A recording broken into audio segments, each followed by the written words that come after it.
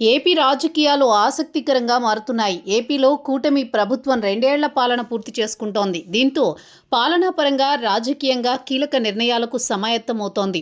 ప్రధాని మోదీ హైదరాబాద్లో CM Chandrababu, deputy CM Pawan నివాసాలకు వెళ్లడం కొత్త చర్చకు కారణమవుతోంది. ఇదే సమయంలో మాజీ సీఎం జగన్ విదేశీ పర్యటన పూర్తి చేసుకుని తిరిగి వచ్చారు. పార్టీ పరంగా కీలక నిర్ణయానికి సిద్ధమవుతున్నారు. మాజీ సీఎం జగన్ లండన్ టూర్ పూర్తయింది. విదేశీ పర్యటన ముగించుకుని బెంగళూరు చేరుకున్నారు. కుటుంబ సభ్యులతో కలిసి సిబిఐ కోర్టు అనుమతితో జగన్ విదేశాలకు వెళ్లారు. కాగా బెంగళూరు చేరుకున్న జగన్ తాడేపల్లికి వచ్చి ఈ సమయంలోనే కీలక నిర్ణయం తీసుకున్నారు.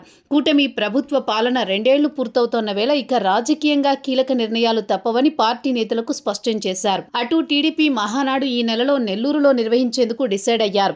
2024 ఎన్నికల్లో ఓటమి తర్వాత ఇప్పటి వరకు పార్టీ పరంగా జగన్ కీలక సమావేశాలు నిర్వహించలేదు. నియోజకవర్గ స్థాయి భేటీలకే పరిమితమయ్యారు.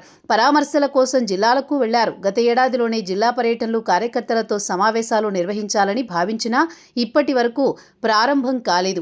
దీంతో ఇప్పుడు వీటిపైన ముందుకు వెళ్లే ఆలోచనలో జగన్ ఉన్నట్టు తెలుస్తోంది. దీంతో ఈ నెల 13న పార్టీ ముఖ్య నేతలతో జగన్ సమావేశం కానున్నారు. రాష్ట్రంలో తాజా పరిస్థితులపై చర్చించనున్నారు.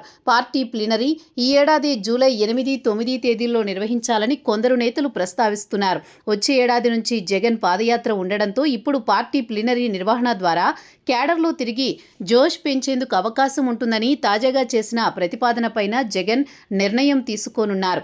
పార్టీ ప్లీనరీ నిర్వహించాలా లేక జిల్లాల పర్యటనలు ప్రారంభించాలా అనేది జగన్ ఈ సమావేశంలో డిసైడ్ చేసే అవకాశం కనిపిస్తోంది. అదేవిధంగా నియోజకవర్గాల సమన్వయకర్తల పెండింగ్ లిస్టు పైన జగన్ కసరత్తు చేస్తున్నారు.